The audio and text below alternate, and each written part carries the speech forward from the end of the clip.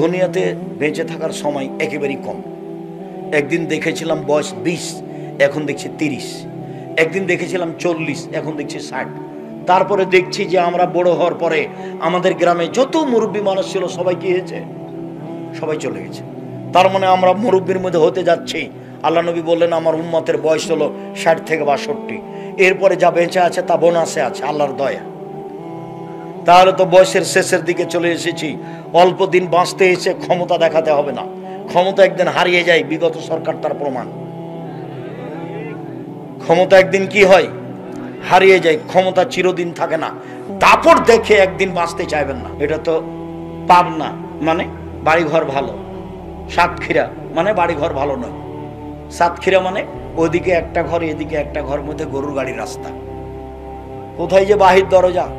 পাবনা মানে বাড়ি ঘর ভালো না ভাইজান। চতুর্দিক ঘেরা আছে, একটা দরজা আছে, সালাম দিয়ে ঢুকবে। গরিব মানুষ, দরজা নেই, পর্দা ঝোলা আছে।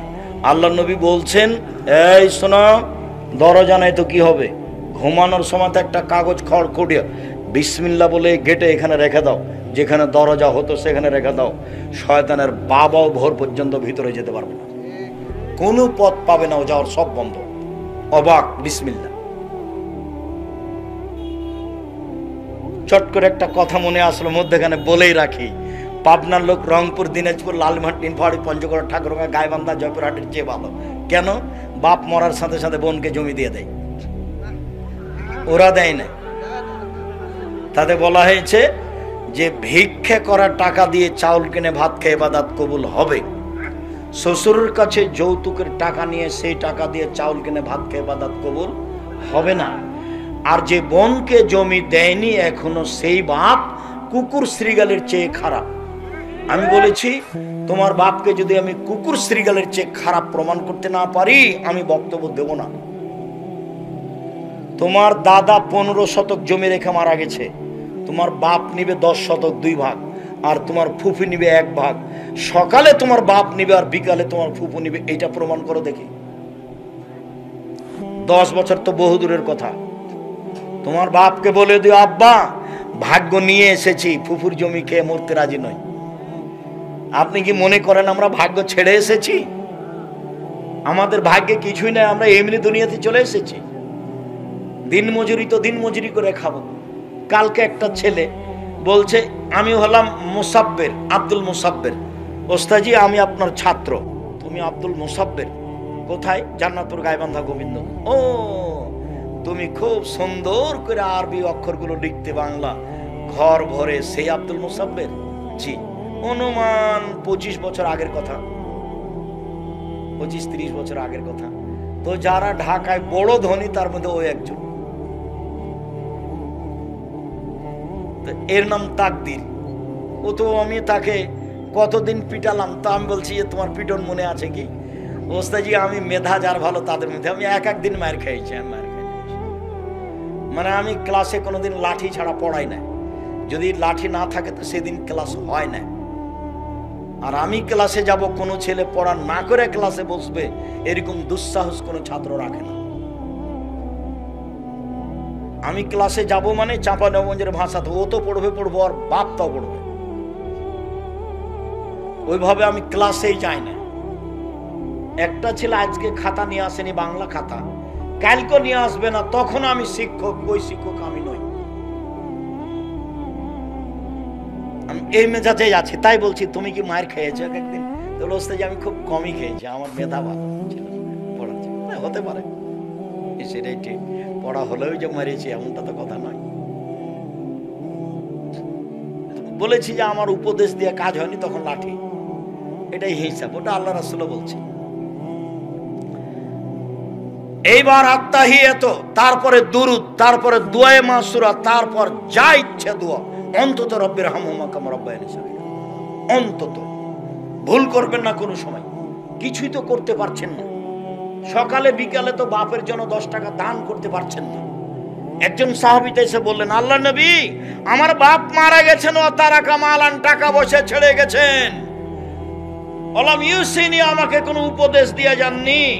হালি কফিরান সাদ্দাকান, আমি যদি তার নামে দান করি আমার বাপের পাপ মিটে যাবে কি? কালা নাম হ্যাঁ। আল্লাহ রাসূল বললেন হাদিস বুখারী মুসলিম। তখন বললেন না যে বড় পাপ ছোট পাপ, বাপ মায়ের নামে দান করলে বাপ মায়ের পাপ মিটে যায়।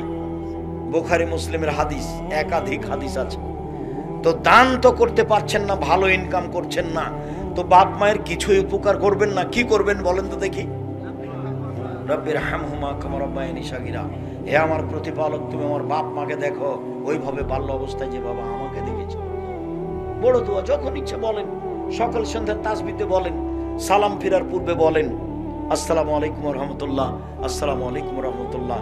এরপরে আসলো জিকির, আল্লাহু আকবার, আস্তাগফিরুল্লাহ, আস্তাগফিরুল্লাহ, আয়াতুল কুরসি, আরো তাসবিহ তাহলিল 33 33 34, এইভাবে তাসবিহ শেষ করে উঠবেন।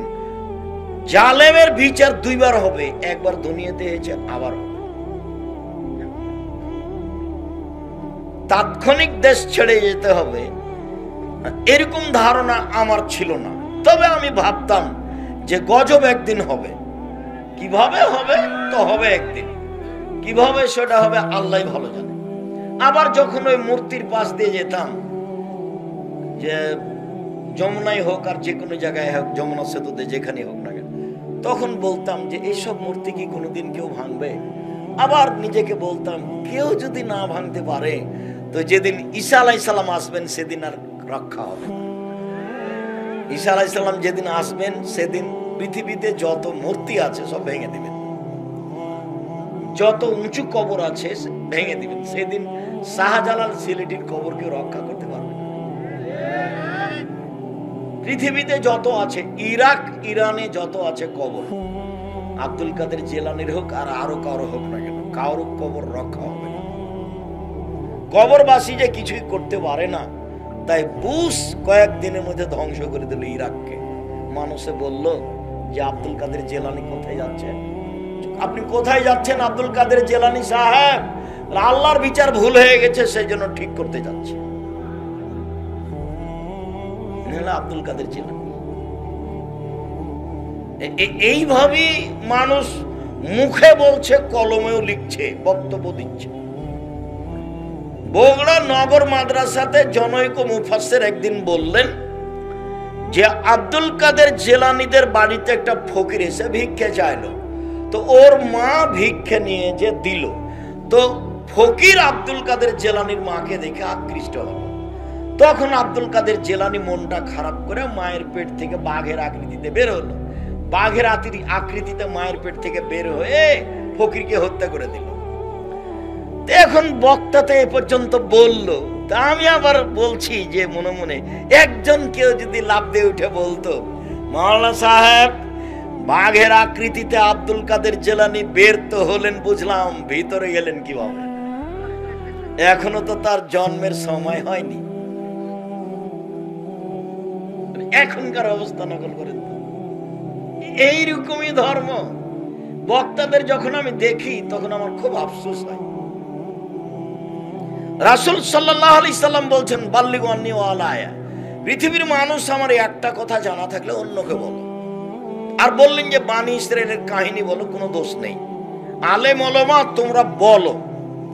তারপরে বললেন যে মান কাযাবা আলাইয়া মুতাআম্মিদান ফালিয়াতাবাওয়া মাকাদাহু মিনান নার, কেউ যদি কোনো কথা আমার নামে বলে, কেউ যদি কোনো কথা আমার নামে বলে, সেই কথা যদি আমার না হয় তাহলে তার থাকার জায়গায় জাহান্নাম। পাগড়ি যত বড়ই হোক, জুব্বা যত বড়ই হোক, তাকে রক্ষা করার কোনো পথ নেই।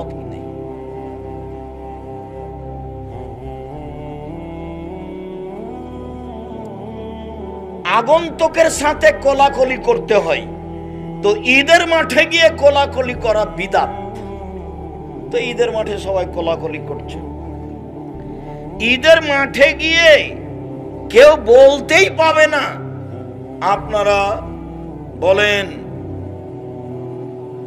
আল্লাহু আকবার, আল্লাহু আকবার, লা ইলাহা ইল্লাল্লাহ, আল্লাহু আকবার, আল্লাহু আকবার, ওয়ালিল্লাহিল হামদ। এই কথা কেউ বলার জন্য বলতে পাবে না। বক্তব্য দেওয়া তো বহুদূরের কথা। সালাতের আগে, নামাজের আগে কেউ মুখ খুলতে পাবে না। কথা বুঝতে পারেননি? তো বক্তব্য তো চলে, যার যা মনে লাগে করে। এমাম যিনি, তুই এমামের তো 5 পয়সা কেউ দাম দেয় না।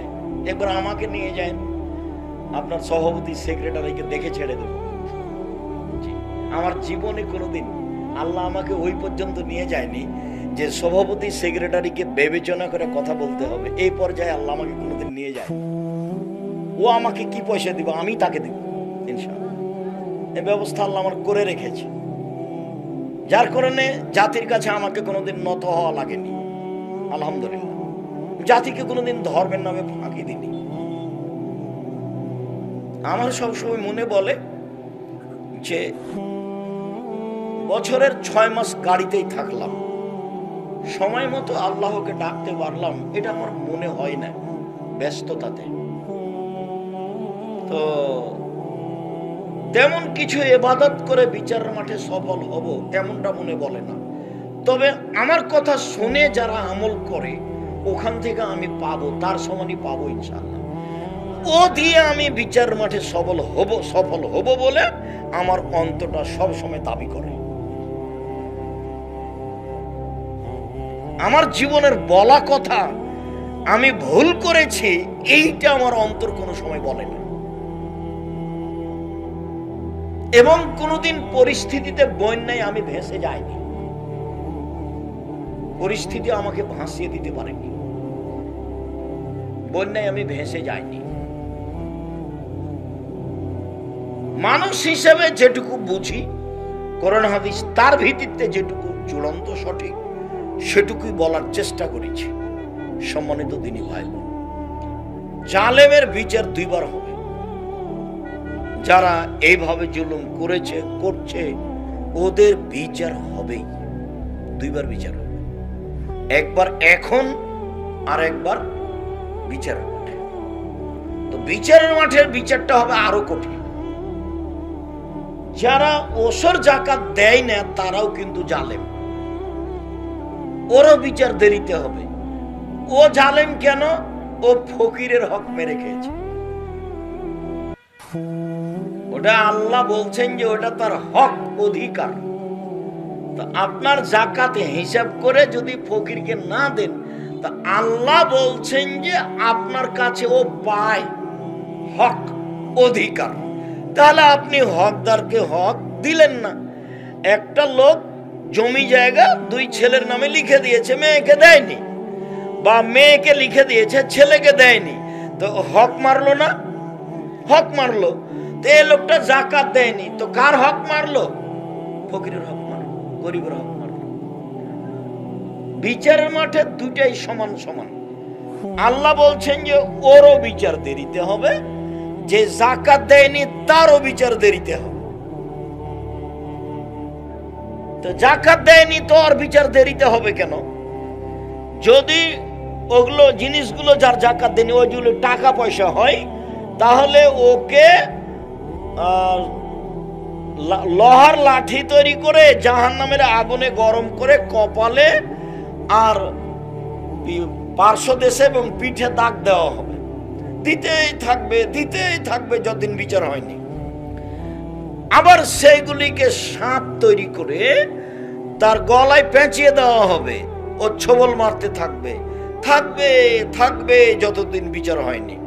আর সেইগুলি যদি গরু ছাগল হয়, সৌদি আরব গরু ছাগল উট হয়, তাহলে ওকে উটটা ফেলে দিবে, ওর উপরে পা দিয়ে থেঁতলিয়ে চলে যাবে, আবার ঘুরে আসবে, আবার যাবে, আবার ঘুরে আসবে, আবার যাবে, যতদিন বিচার না হচ্ছে।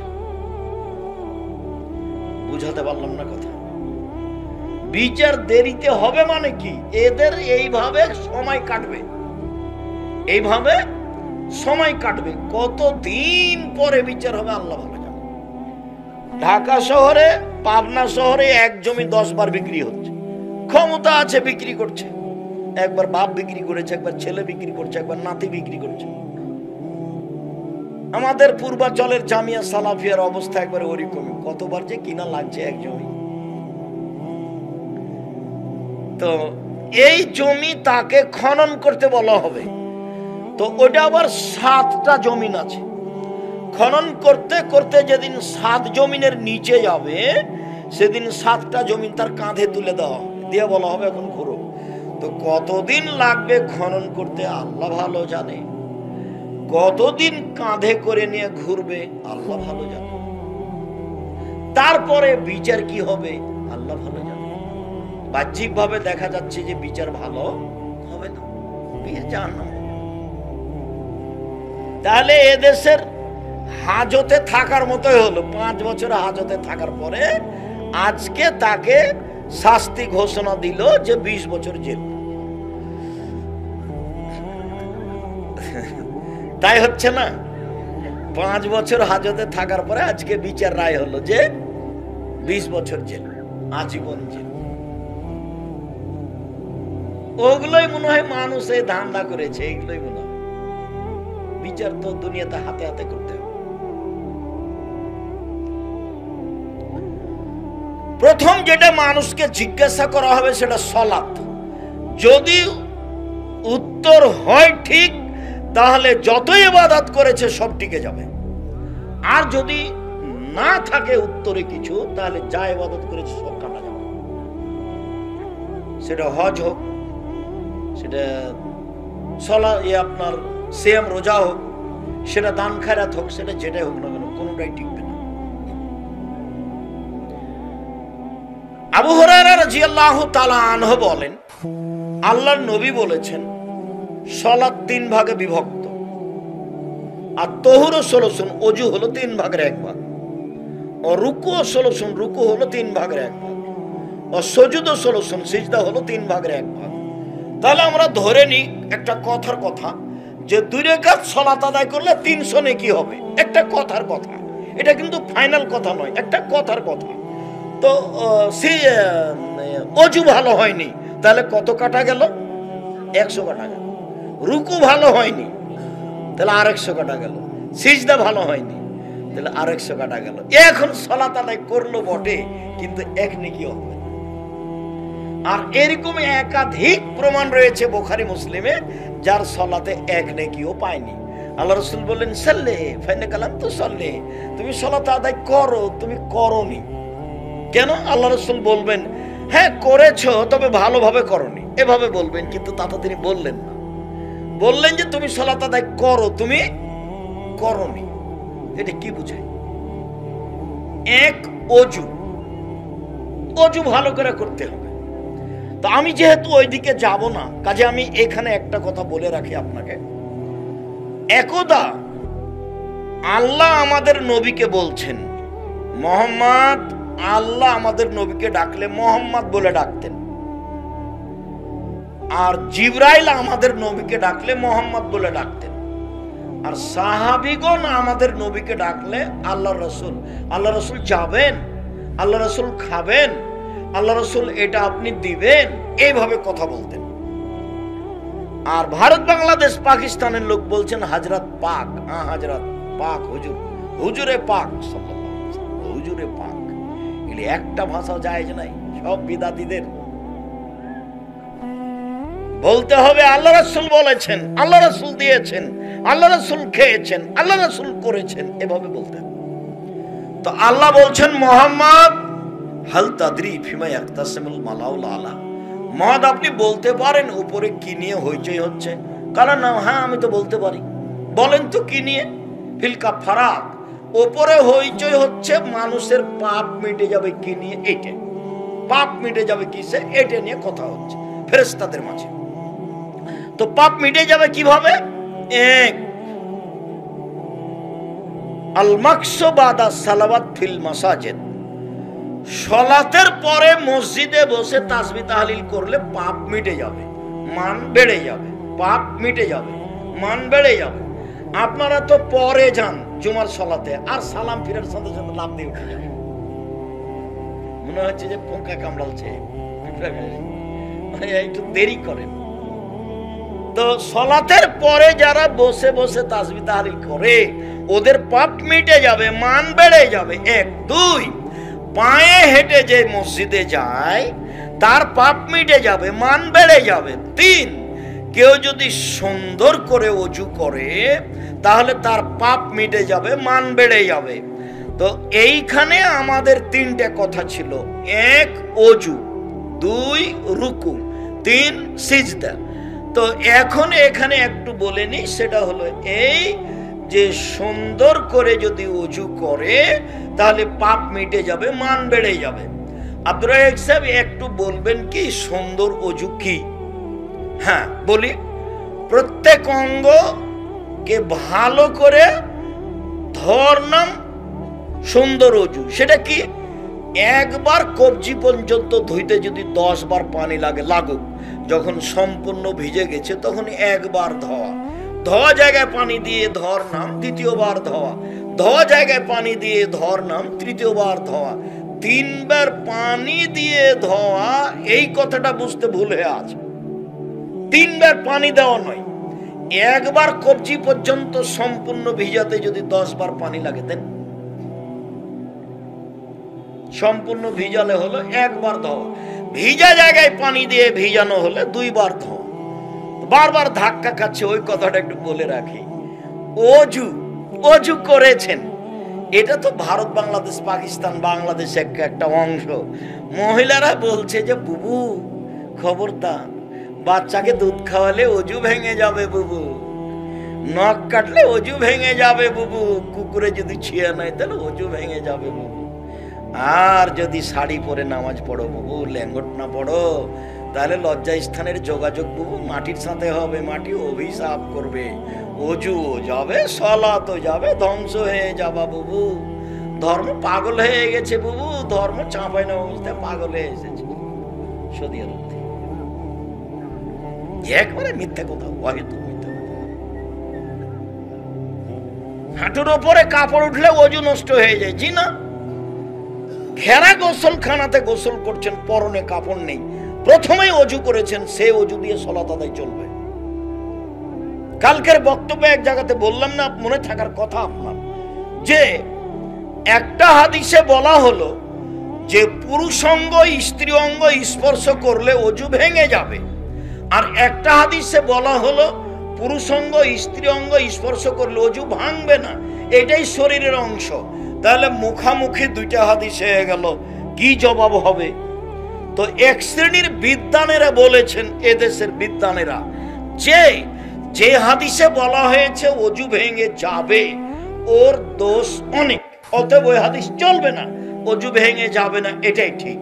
আর এক শ্রেণীর বিদ্বান বলেছেন আরে না না, যদি অন্তরালে পুরুষ অঙ্গ স্ত্রী অঙ্গে হাত লাগে কাপড়ের উপর থেকে তাহলে অজু ভাঙবে না, আর কাপড়ের ভিতর থেকে যদি হাত লাগে তাহলে অজু ভেঙে যাবে, এক শ্রেণীর বিদ্বান বলেছে। তা আমরা আলোচনায় বলেছি যে এইগুলো কথা একটাও ঠিক নয়, 2টাই হাদিস 6 স্থানে ঠিক। উত্তেজনায় উত্তেজিত হয়ে যদি পুরুষ অঙ্গ বা স্ত্রী অঙ্গ স্পর্শ করে তাহলে অজু ভেঙে যাবে, অন্যথায় অজু ভাঙবে না। ঘিরা গোসলখানায় খালি গায়ে গোসল করছেন, শরীর হাত ভালো করে কচলিয়ে ডোলে ধৌত করে গোসল করছেন, তো হাত তো যাবে, এটাই স্বাভাবিক, তখন অজু ভেঙে যাবে এমন তো কথা আল্লাহর নবী বলেননি। ওই ফরজ গোসলের অজু দিয়েই আল্লাহর নবী সালাত আদায় করেছেন, তার তো প্রমাণ আছে। তাহলে তো ফরজ গোসলের পূর্বে যে অজু করেছিল, গোসল করতে গিয়ে যদি অজু ভেঙে গিয়ে থাকে তাহলে তো সেই গোসল করার পরে সেই অজুতে আর সালাত হবে না, অথচ পরে আর কোনো প্রমাণ নাই তার অজু করার, মানে ওই অজু বহাল আছে। বলছিলাম সম্মানিত দিনী ভাই বোন, সুন্দর অজু, 2 ভালো রুকু, 3 ভালো সিজদা, মানে দেরি করে ওঠা। যতক্ষণ পর্যন্ত আপনি রুকু থেকে উঠে একবারে সোজা না দাঁড়িয়েছেন ততক্ষণ পর্যন্ত আর সিজদায় যাবেন না। হায়াস্তাবিয়া কায়মান, একবারে সোজা দাঁড়িয়ে থাকবেন, সব অঙ্গ প্রত্যঙ্গ স্ব স্থানে যেতে হবে। সিজদা থেকে উঠে আপনি বসে থাকবেন একবারে, তারপরে যাবেন। সাহাবীগণ বলছেন যে আচ্ছা আল্লাহর নবী একবার সিজদা করে আর যাচ্ছেন না কেন, তাহলে কি ভুল হয়ে গেল নাকি? উনি কি মনে করছেন যে আর একটা সিজদা করেই ফেলেছে, আর সিজদা নেই? ব্যাপারটা এমন নাকি, উনি যাচ্ছেন না কেন, এইটা সাহাবীগণ মনে করতেন।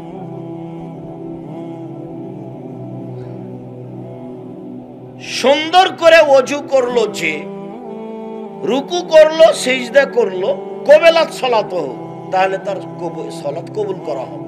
অকবেলা সায়রা আমালিহি, সব ইবাদত কবুল হবে। ওয়াইন রুদ্দাত আলাইহি সালাতুহু, যদি তার সালাত তার উপরে প্রত্যাখ্যান করা হয়, যদি সালাত কবুল না করা হয়, রুদ্দা আলাইহি সায়রা আমালিহি, তাহলে সব আমল বাতিল, কোন আমল গ্রহণ হবে না। আজকের আলোচনায় যেহেতু আপনাদের কথা ছিল আসরের পর থেকে উপস্থিত থাকবেন, তো ক্লান্তি আপনাদের হয়েছে মর্মে আমরা আলোচনা লম্বা না করে আমরা বাস্তবে চলে যাই। রাসূল সাল্লাল্লাহু আলাইহি সাল্লাম বললেন, সাল্লু কামা রাআইতুমুনি উসাল্লি, পৃথিবীর মানুষ তোমরা সালাত আদায় করো যেভাবে আমাকে সালাত আদায় করতে দেখছো। তাহলে এখন কি আমরা আল্লাহ নবীকে দেখতে পাচ্ছি? তো এই বাক্য কি দিয়ে বিচার করবেন? হাদিস। তো সব হাদিস তো সঠিক নয়, তাহলে এখন সব প্রায় মসজিদে ফাজাইলে আমল আছে, ওখানে সালাত শিক্ষা আছে, কি করবে? আল্লাহর নবী বললেন, পৃথিবীর মানুষ মনে রেখো, কেউ যদি কোনো কথা আমার নামে বলে, সেই কথা যদি আমার না হয়, তাহলে তার থাকার জায়গা জাহান্নাম, জুব্বা যত বড়ই হোক। মুকসিদুল মুমিন বইয়ের ভূমিকাতে লেখা আছে, এক ওয়াক্ত সালাত কাজা করলে ৮০ হোক বা জাহান্নামে থাকতে হবে, হাদিসে আছে, কেউ জানে না কোথায় আছে, এমনিতেই চলছে। আর যেটা আছে তো হাজারো, অহরহ যেটা বলে থাকে সেটা আপনার মনে রাখার জন্য বলে থাকে। যে ওই বইয়ে একটা হেডলাইন আছে, কিছু বলতে চাচ্ছেন কি? ওই বইয়ে একটা হেডলাইন আছে যে অবিবাহিত ছেলে মেয়ের পড়া নিষেধ। দেখুন, হেডলাইন যে দেখে সেই পড়ে, মানে আছে কি, মানে হেডলাইনই ভুল, যে দেখে সেই পড়ে। দেখুন কি লেখা আছে হেডলাইনের পরে, লেখা আছে, ভরা পেটে স্ত্রী মিলন হলে ছেলে ভ্যাংচা হয়, সফরের পূর্বে স্ত্রী মিলন হলে ছেলে টেরা হয়, চন্দ্র সূর্য গ্রহণে স্ত্রী মিলন হলে ছেলে কানা হয়। আল্লাহ তুমি বাঁচাও। আল্লাহ বলছেন, নিসাউকুম হারসুল্লাকুম ফাতু হারসাকুম আন্না শাইতুম, পৃথিবীর মানুষ তোমাদের স্ত্রী তোমাদের জমি, পৃথিবীর মানুষ তোমাদের স্ত্রী তোমাদের জমি, তোমরা তোমাদের জমি চাষ করো, স্ত্রীর নিকটে আসো তোমাদের ইচ্ছে মতো, সকালেই কি বিকেলেই কি ভরা পেটেই কি, চন্দ্রগ্রহণ লাগলেই কি আর না লাগলেই কি, ঋতুবতী অবস্থা ছাড়া সর্বদা তোমরা তোমাদের পারিবারিক জীবনে আসো তোমাদের ইচ্ছে মতো। এই কথা আল্লাহ বলছেন। আর বইয়ে লেখা আছে যে ভরা পেটে স্ত্রী মিলন হলে ছেলে টেরা হয়। তার মানে বক্তব্য মুখে মিথ্যা কথায় ভর্তি, বক্তব্য কলমে মিথ্যা কথায় ভর্তি, বক্তব্য মিডিয়ায় মিথ্যা কথায় ভর্তি। তো আল্লাহর নবী বলছেন, হাদিস বুখারী মুসলিম, পৃথিবীর মানুষ তোমরা সালাত আদায় করো যেভাবে আমাকে সালাত আদায় করতে দেখছো। এইবার তাহলে বিশুদ্ধভাবে যদি আশ্রয় নিতে চান তো বুখারী মুসলিম, যে যাই বলুক এখানে আশ্রয় নিয়ে সালাত শিখেন, ভালো। আর আমাদের লেখা বইয়ের চেয়ে আর একটা আপনাদের জন্য গ্রহণীয় বই হবে, সেটা হলো রিয়াজুস সলেহিন। নাম শোনেননি আপনারা? হাদিসের বই, বাংলায় পাওয়া যায়। আর আমরা মানুষ হিসাবে, আমি আব্দুর রাজ্জাক বিন ইউসুফ বলছি যে আমিও এই শতাব্দীতে এসে বই লিখলাম সালাতের ওপরে, নামাজের উপরে, এটা প্রয়োজন ছিল না, কিন্তু সব মোটামুটি বইগুলো পড়ে দেখলাম যে একটা বই হওয়ার দরকার। বিভিন্ন জায়গাতে যেভাবে যেটুকু ত্রুটি দেখলাম, সেই সুবাদে আমিও সালাতের উপর একটা বই লিখলাম। কি নাম? রাসূল সাল্লাল্লাহু আলাইহি সাল্লামের সালাত বনাম প্রচলিত সালাত, রাসূল সাল্লাল্লাহু আলাইহি সাল্লামের সালাত বনাম প্রচলিত সালাত। আমিও চেষ্টা করেছি মানুষ হিসাবে জালজয়ী হাদিস না লেখা এবং অপ্রয়োজনীয় কথা না নিয়ে আসা, হুবাহু রাসূলের সালাতটাকে আমি সহিহ হাদিস দিয়ে দেখানোর চেষ্টা করেছি। তো আমি আমারটাকে 3 নম্বরে রাখলাম। 1 নম্বরে কি রাখলাম? বুখারী মুসলিম। 2 নম্বরে কি রাখলাম? রিয়াজুস সলিহিন। 3 নম্বরে বললাম যে আমিও মানুষ, তবে আমি চেষ্টা করেছি কোন পীর মুরিদের আশ্রয় নিইনি, কোন দল মাঝহাবের আশ্রয় নিইনি। আমার জীবনে কোনোদিন দল মাঝহাবের আশ্রয় নিয়ে কিছু করা লাগেনি। আর জামিয়া সালাফে একেবারে ভিন্ন ধরনের প্রতিষ্ঠান। এই দেশের সর্বোচ্চ শিক্ষা মানে প্রতিষ্ঠান জামিয়া সালাফিয়া। এই দেশের সর্বোচ্চ শিক্ষকগণে প্রতিষ্ঠান জামিয়া সালাফিয়া। এখন জামিয়া সালাফিয়া মদিনা বিশ্ববিদ্যালয়ের 4 জন টিচার আছে এখন এই মুহূর্তে। যারা আপনারা সম্মেলনে গেছেন তারা 4 জনকে দেখেছেন। আর যদি না গিয়ে থাকেন তা আমার কিছু করার নেই। আমি আপনাকে ডেকেছিলাম খুব কষ্ট করে, বিজ্ঞাপন পোস্টার ছাপিয়ে আমি মিডিয়াতে এসে, আর কতভাবে যে আপনাকে আমি ডেকেছি বক্তব্য শেষে বলে, তারপরেও আপনার জামিয়া সালাফিয়া টাঙ্গিপাড়ায় যাওয়ার সুযোগ হয়নি। কেন হয়নি তা আমি বলতে পারছি না। সবার জন্য একটাই বিষয় ছিল রাসূল সাল্লাল্লাহু আলাইহি ওয়াসাল্লামের জীবনী। কেউ বদনাম নিয়ে মুখ খুলতে পাবে না, কারোর বিরুদ্ধে মাযহাব নিয়ে কেউ মুখ খুলতে পাবে না। বাস নিজ নিজ বক্তব্য দিবে যেটা লিখে দিয়েছে। তো 4 জনকে আপনারা দেখেছেন নিজ চোখে। এটা হলো জামিয়া সালাফিয়া শিক্ষক মানে। আর ছাত্র শিক্ষক সংখ্যায় 300 জন, ছাত্র সংখ্যায় 5000। আর আয়তন যেটা রূপগঞ্জ নারায়ণগঞ্জ প্রায় এখন 100 বিঘা, যেটা রাজশাহী সেটা প্রায় 35 থেকে 40 বিঘা, যেটা এখন রাজশাহী তানোরে মেয়েদের জন্য সেটা প্রায় 60-70 বিঘা। বিশাল প্রতিষ্ঠান, শিরক মুক্ত প্রতিষ্ঠান জামিয়া সালাফিয়া, বিদআত মুক্ত প্রতিষ্ঠান জামিয়া সালাফিয়া, দল মুক্ত প্রতিষ্ঠান জামিয়া সালাফিয়া, সংগঠন মুক্ত প্রতিষ্ঠান জামিয়া সালাফিয়া, হিংসা মুক্ত প্রতিষ্ঠান জামিয়া সালাফিয়া। কথা যখন জাতির সামনে বলি তখন শিরক, বেদাত, হিংসা, দল, সংগঠন সবকে খালি করে রেখেছি, মাথায় এগুলো কিছু নেই। একবারে খালি অবস্থায় আছে আপনার সামনে। যেটাই সহিহ হাদিস হবে সেটাই মেনে নেব। যদি ভুল হয়ে থাকে বলা, ভুল বুঝার সাথে সাথে সবই করবো, কথা আমারটা বাদ দিব এবং সেটাই করে নেব, মেনে নেব। যাকে আপনাদের ভাষায় স্যালেন্ডার করলাম। খালি ধরা পড়লে আত্মমর্যাদার আমার 5 পয়সা দাম নেই। কথা রাসূল সাল্লাল্লাহু আলাইহি ওয়াসাল্লামের, পীর সাহেবের দাম নাই, বুজুর্গানের দিনের কোনো দাম নাই, হুজুরের কোনো দাম নেই। ইনারা যদি আল্লাহ আল্লাহ রাসূলের কথা অনুপাতে চলে থাকে তা আল্লাহ এদেরকে ভালো ফল দিবেন, আর যদি না চলে থাকেন তো ভালো ফল দিবেন। চলেন এইবার তাহলে 3টে বইয়ের নাম করে সালাত দেখায়। আল্লাহু আকবার বলে সালাত আরম্ভ করবেন। আল্লাহু আকবার বলার পরে সুন্দর করে ওযু করে নেবেন। ওযু করার পূর্বে বিসমিল্লাহ বলবেন। ওযু শেষে দোয়া পড়বেন। পেশাব পায়খানার কাজ থাকলে শেষ করে নেবেন। পেশাব পায়খানার কাজ কথা বলতেই চট করে একটা হাদিস কথা মনে পড়ল। আবু আইয়ুব আনসারী বলছেন যে এই আয়াতটা কোবাবাসীদের জন্য নাযিল হয়েছে। ফিহি রিজালুন ইউহিব্বুনা ইয়াতাতাহারু আল্লাহু ইউহিব্বুল মুতাহহিরিন। মুতাহহিরিন এই গ্রামে সেখানে কতগুলি লোক আছে তারা পবিত্রতাকে ভালোবাসে, আল্লাহ পবিত্রতা অর্জনকারীকে ভালোবাসেনি। ইয়া যখন নাজিল হয়ে গেল তখন আল্লাহর নবী কোবার আনসারদের বললেন, ও কোবার আনসারবাসী, ইন্নাল্লাহ আসনা আলাইকুম ফি তুহুরিকুম ফামাত্তাহুরু। আল্লাহ তোমাদের পবিত্রতার প্রশংসা করছে গো। তোমাদের কি পবিত্রতা বলো তো? তোমরা কি পবিত্রতা অর্জন করো যে আল্লাহ তোমাদের প্রশংসা করছেন? ঘটনা কি একটু বলো তো?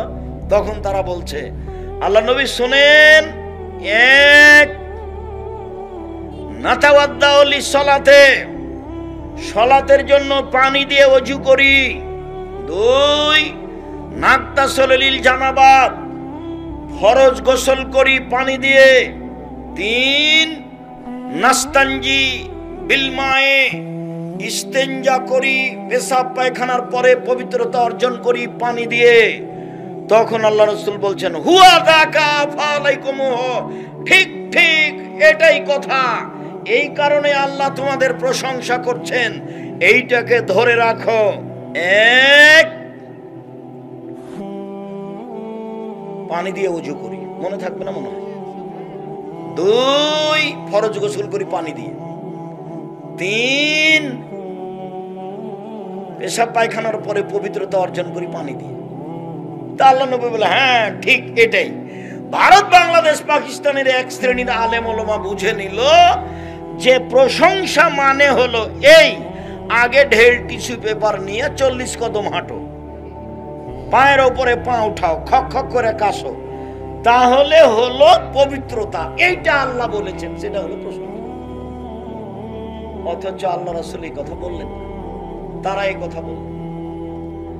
তা আপনি যদি 40 কদম হাঁটেন, তারপরে মনে করেন যে পেশাব আর আসবে না, তো এখন আপনার পিছনে শয়তান লেগে গেছে।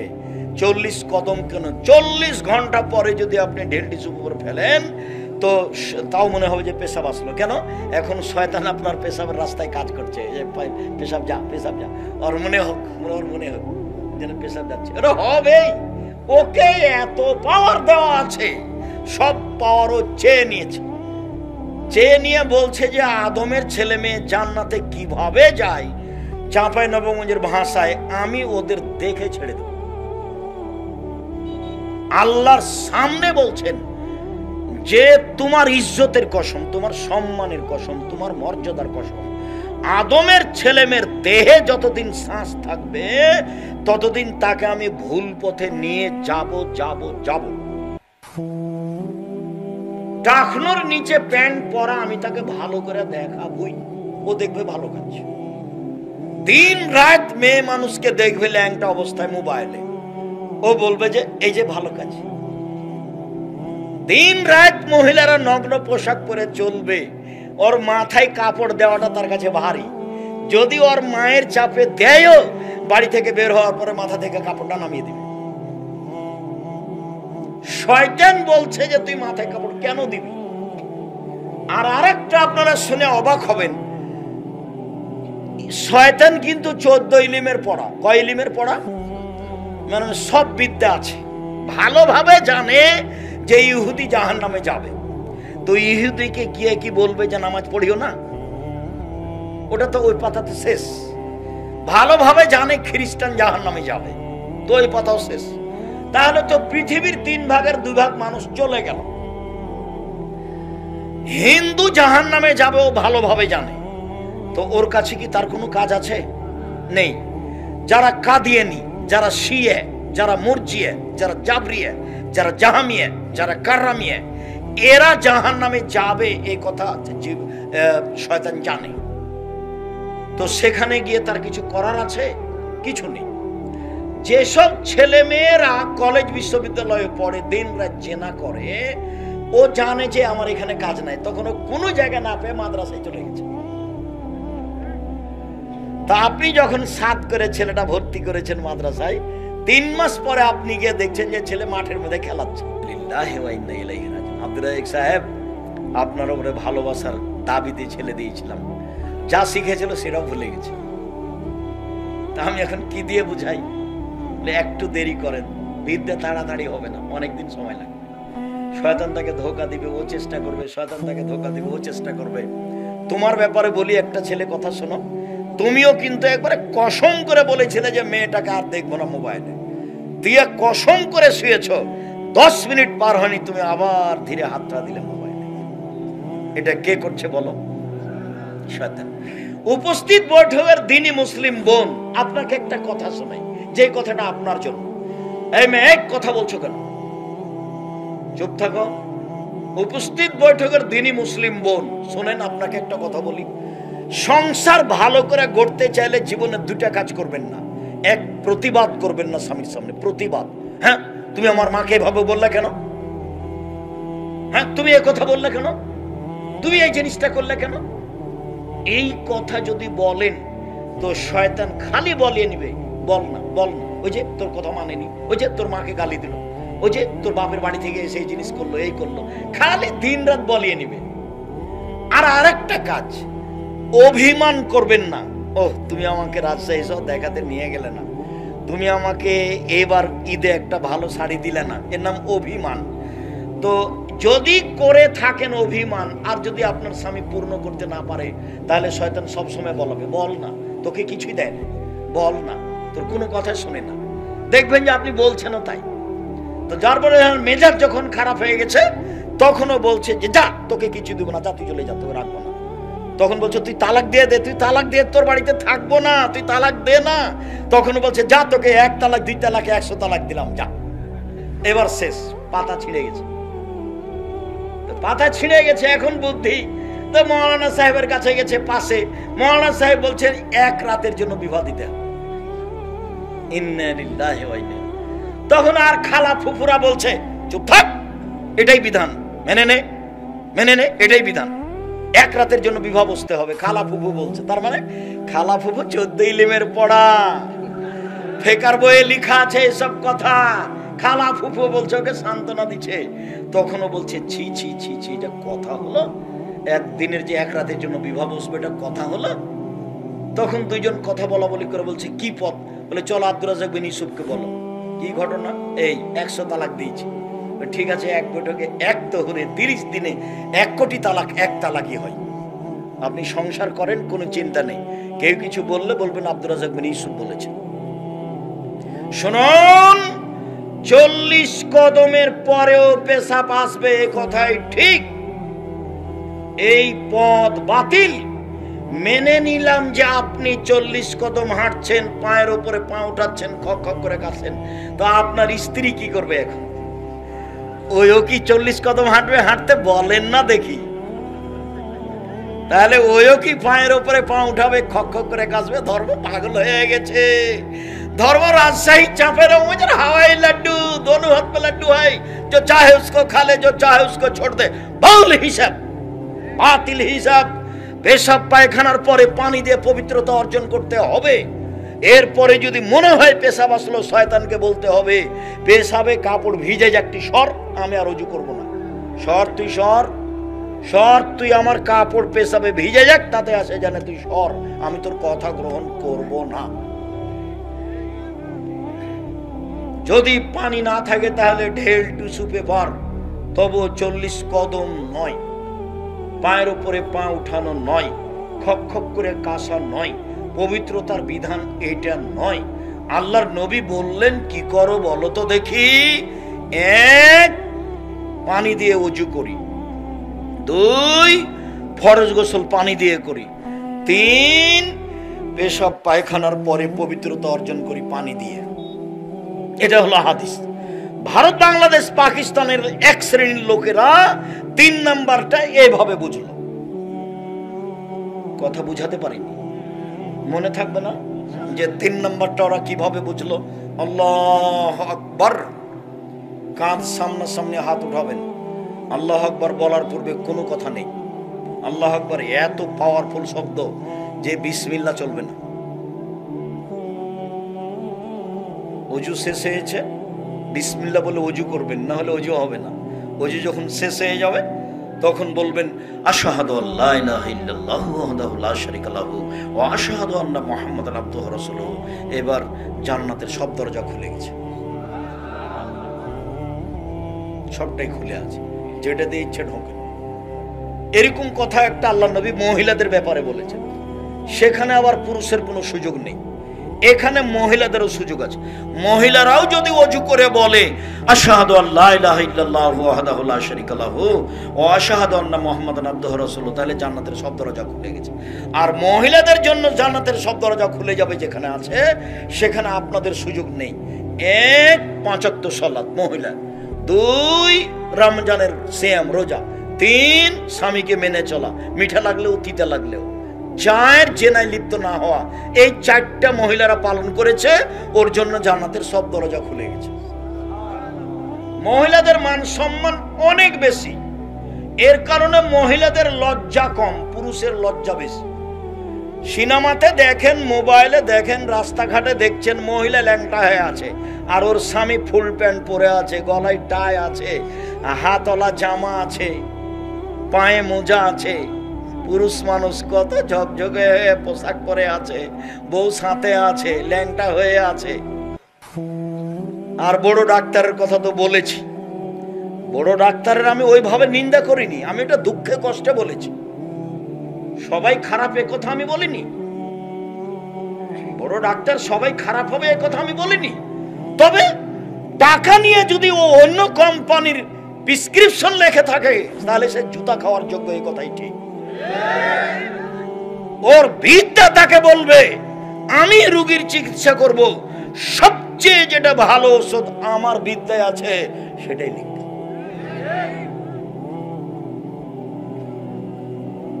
গলায় টাই আছে, পরনে প্যান্ট আছে, টাকনোর নিচে আছে, দাড়ি চাঁচা আছে, হাতে সিগারেট আছে, এইটা কোন থানা? সাথিয়া থানার কোন এক ভদ্র বড় ডাক্তার, আপনার পিজিতে ডাক্তারি করে 3 লক্ষ টাকা বেতন। গ্রামের বাড়ি আসলো, বাপ মা চাচা চাচি আছে, সবাই দৌড়িয়ে বের হয়েছে। দেখা গেল ছেলে গাড়ি থেকে নামলো এভাবে, একটু পরে বৌমা গাড়ি থেকে নামলো, হালকা হালকা গায়ে কাপড় আছে। একটু পরে নাতনি গাড়ি থেকে নামলো, গায়ে কাপড় নেই। একটু পরে দেখা গেল গাড়ির পিছনে কুকুর আছে। সহযোগিতায় যারা আছে সব মহিলা মানুষ। প্রেসক্রিপশনে যা লিখেছে ওই কোম্পানি লেখা আছে যে টাকা দিয়েছে। বলেন এ শিক্ষিত মানুষ কিনা? নিজের বিবেচনা নিজের কাছে রাখতে হবে, অন্যের কাছে দিয়ে ফলাফল ভালো হবে না। আল্লাহু আকবার বলার পূর্বে কোনো কথা নেই, এটাই সবচেয়ে পাওয়ারফুল শব্দ। আল্লাহু আকবার বলে ডান হাতের কবজি বাম হাতের কবজির উপরে রাখতে হবে, সহিহ হাদিস। বাহুর উপরে রাখতে হবে, সহিহ হাদিস। তারপরে বুকের উপর রাখতে হবে, সহিহ হাদিস। নাভির নিচে রাখা যায় এক প্রমাণে হাদিস, 3টাই জয়ী।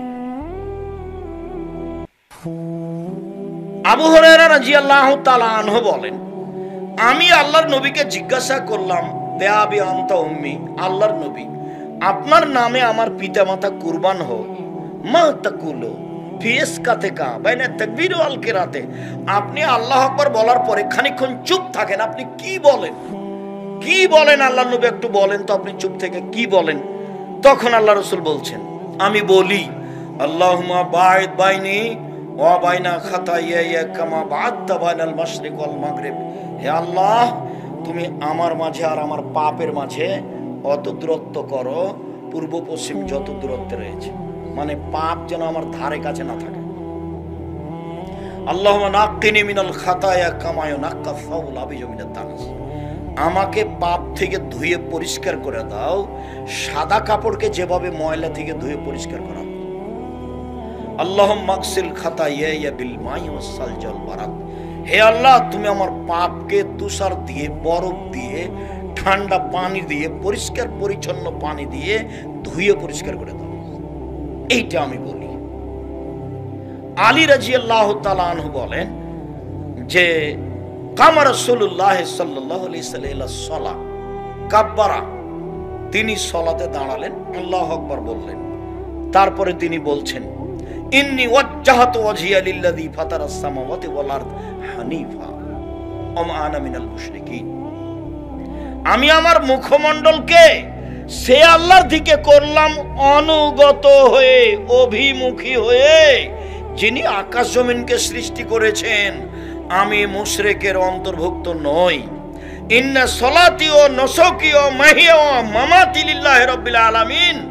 আমার সালাত, আমার কুরবানি, আমার ইবাদত সব একমাত্র আল্লাহ তাআলার জন্য।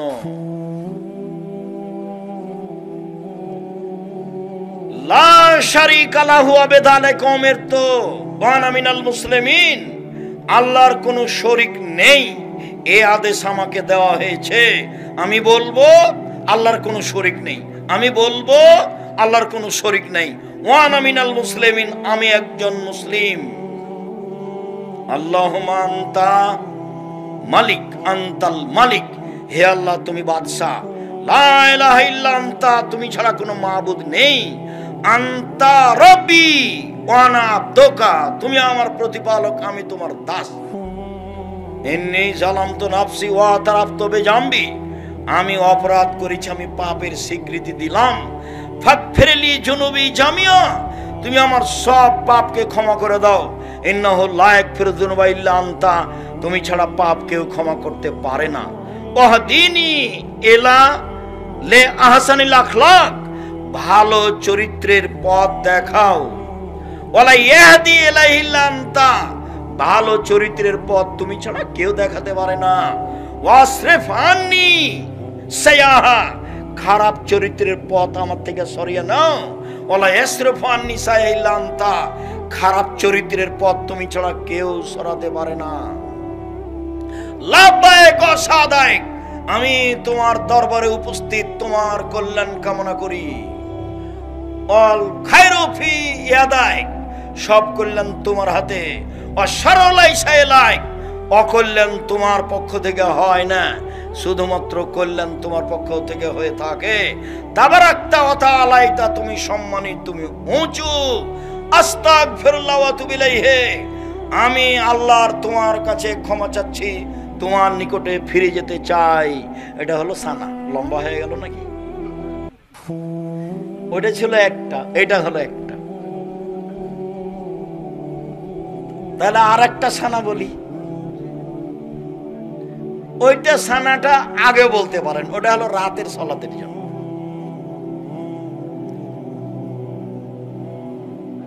আল্লাহুম্মা লাকাল হামদু আনতা মালিকুস সামাওয়াতি ওয়াল আরদ ওয়া মান ফিহিন্না, হে আল্লাহ তোমার প্রশংসা, আসমান জমিনের প্রতিষ্ঠাতা তুমি। কাইয়ুমুস সামাওয়াতি ওয়াল আরদ ওয়া মান ফিহিন্না, এবং এর মধ্যে যা কিছু আছে তার প্রতিষ্ঠাতা তুমি। ওয়ালাকাল হামদ আনতা নূরুস সামাওয়াতি ওয়াল আরদ ওয়া মান ফিহিন্না, প্রশংসা তোমার, আসমান জমিন এবং তার মধ্যে যা কিছু সবার আলো তুমি। ওয়ালাকাল হামদ আনতা মালিকুস সামাওয়াতি ওয়াল আরদ ওয়া মান ফিহিন্না, প্রশংসা তোমার, আসমান জমিনে যা কিছু আছে তার মধ্যে যা কিছু আছে সবের মালিক তুমি। লাকাল হামদ, প্রশংসা তোমার। লেখাওকা হাক্কুন, তোমার সাক্ষাৎ সত্য। অকাউলুকা হাক্কুন, তোমার কথা সত্য। অল জান্নাত হাক্কুন, জান্নাত সত্য। ও নার হাক্কুন, জাহান্নাম সত্য। ও নাবিউনা হাক্কুন, নবীগণ সত্য। ও সাত হাক্কুন, কিয়ামত সত্য। ও মুহাম্মাদুন হাক্কুন, মুহাম্মদ সত্য। আল্লাহুম্মা আসলামতু নাফসি ইলাইকা, হে আল্লাহ আমি নিজেকে তোমার কাছে সমর্পণ করলাম।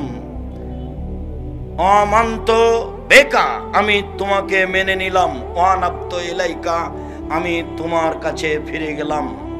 ওয়া খাসামতু ইলাইকা, আমি ঝগড়া বিবাদ তোমার কাছে সমর্পণ করলাম। ওয়া হাকামতু ইলাইকা, আমি বিচারাদি তোমার কাছেই সমর্পণ করলাম সবকিছু। ওয়া তাওয়াক্কালতু আলাইকা, তোমার উপরে আমি ভরসা করলাম। আল্লাহুম্মা গফিরলি মা কাদ্দামতু ওয়া মা আখারতু ওয়া মা আসরারতু ওয়া মা আলামতু ওয়া আনতা আলামু বিহি মিন্নি। আল্লাহ তুমি আমার আগের পাপ, বড় পাপ, ছোট পাপ, বড় পাপ, প্রকাশ্য পাপ, অপ্রকাশ্য পাপ, যত জীবনে পাপ করেছি সব ক্ষমা করে দাও। তুমি যে পাপ জানো আমার জানা নাই, সেটা তুমি ক্ষমা করে দাও। লা ইলাহা ইল্লা আনতা, তুমি ছাড়া কোনো মাবুদ নেই। আনতাল মুকাদ্দিম ওয়া আনতাল মুআখির, তুমি আগে থেকে আছো, তুমি চিরদিন থাকবে। তুমি ছাড়া প্রকৃত কোনো মাবুদ নেই। এটা একটা সানা। যাক, ছোট সানাই থাকি। তারপরে আউযু বিল্লাহি মিনাশ শাইতানির রাজিম, মাত্র বিতাড়িত শয়তান থেকে পরিত্রাণ চাচ্ছি। বিসমিল্লাহির রহমানির রহিম, পরম দাতা দয়ালুর নামে আরম্ভ করলাম। আলহামদুলিল্লাহি রাব্বিল আলামিন, বিশ্ব জগতের প্রতিপালকের প্রশংসা। আর রহমানির রহিম, তিনি হচ্ছেন পরম দাতা দয়ালু। মালিক ইয়াউমিদ্দিন, তিনি হচ্ছেন বিচার দিনের মালিক। ইয়াকা না'বুদু, একমাত্র তোমার ইবাদত করি। ওয়া ইয়াকা নাস্তাইন, একমাত্র তোমার নিকটে সাহায্য চাই। এখন পর্যন্ত কিন্তু কিছু হয়নি। এখন পর্যন্ত যা বললাম সবকিছু তারই প্রশংসা। এখন পর্যন্ত নিজের জন্য কিছু বলিনি। এত কিছু বলার পরে এখন বলছি, ইহদিনাস সিরাতাল মুস্তাকিম, আমাকে সোজা পথ দেখাও। সিরাতাল্লাযিনা আনআমতা আলাইহিম, ওই পথ তুমি দেখাবে যাদের ভালোবেসেছো। গায়রিল মাগযুবি আলাইহিম ওয়ালাদ-দাল্লিন, ওদের পথ তুমি দেখায় না যাদের খারাপ বেসেছো। আমিন। লম্বা সময় ধরে তোমার নিকটে যে প্রার্থনা করলাম এটা কবুল করো। সূরা ফাতিহাতে একটাই বাক্য আছে, সেটা হলো আমাকে সোজা পথ দেখা, সরল পথ দেখা। আবুল আলা মওদুদী রাহিমাহুল্লাহ বলেছেন, আমাকে রাজপথ দেখাও। পৃথিবীর সব বিদ্বান বলেছেন, আমাকে সোজা পথ দেখাও। আর উপরে যা কিছু বলা হয়েছে শুধু এটা বলার জন্য। হঠাৎ যদি একটা লোককে বলেন যে ভাইজান আমার ছেলের হাত ভেঙে গেছে, 10,000 টাকা দেন তো, কে তুই রে? তুই টাক্স সাল এখানে আমি বানিয়ে রেখেছি নাকি তোর জন্য? ভাইজান আসসালামু আলাইকুম, আপনি খুব ভালো মানুষ, সবাই আপনার প্রশংসা করে, আপনি মানুষকে দিয়ে থাকেন, ভাইজান মনে কিছু নিয়েন না, সবাই আপনার কাছে পায় সেই জন্য এসেছি। আমার ছেলের হাত ভেঙে গেছে, একটু দয়া করে আপনাকে অনুরোধ করে বলছি, হাত পা ধরে বলছি, ভাইজান আমাকে 10,000 টাকা দেন। আচ্ছা এখন যা, বিকেল আসিস, দেখি কি করা যায়। একটা কিছু বলবে, আর প্রথমে গিয়ে যদি বলেন 10,000 টাকা দেন, এটা মানুষই সহ্য করে না, তো আল্লাহ করবেন কি করে? এখন আল্লাহকে কিছু বললে উনি খুশি হন, কি বললে খুশি হন? প্রশংসা করলে খুশি হন, প্রশংসা, বাস। কি নিবা রে? খালি বলো, খালি বলো সুবহানাল্লাহ, আলহামদুলিল্লাহ, আল্লাহু আকবার, লা ইলাহা ইল্লাল্লাহ, যা চাইবে ভরে ফেলে দেব। সুবহানাল্লাহ আলহামদুলিল্লাহ বলো, আকাশ জমিন আমি নেকি দিয়ে পূর্ণ করে দেব। আফজালুদ দুআ আলহামদুলিল্লাহ, সবচেয়ে উত্তম দোয়া আলহামদুলিল্লাহ। আফজালুজ যিকরি লা ইলাহা ইল্লাল্লাহ, উত্তম জিকির হলো লা ইলাহা ইল্লাল্লাহ। মানুষের মুখে উচ্চারণে একেবারে হালকা দুটা বাক্য,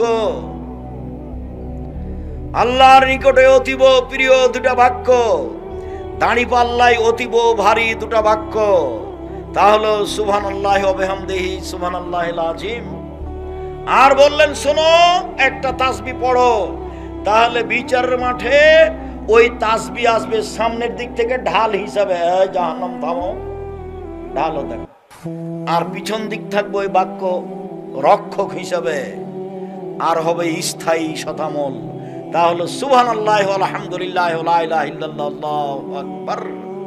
আলহামদুলিল্লাহি রাব্বিল আলামিন, বিশ্ব জগতের প্রতিপালকের প্রশংসা। আর রহমানের রহিম, তিনি হচ্ছেন পরম দাতা দয়ালু। মালিকে ইয়াউমিদ্দিন, তিনি হচ্ছেন বিচার দিনের মালিক। ইয়াকা না'বুদু, একমাত্র তোমার ইবাদত করি, ওয়া ইয়াকা নাস্তাইন, একমাত্র তোমার কাছে সাহায্য চাই। আমার একটা কথা শোনো, ইহদিনাস সিরাতাল মুস্তাকিম, তুমি আমাকে সোজা পথ দেখাও, বাস। কথা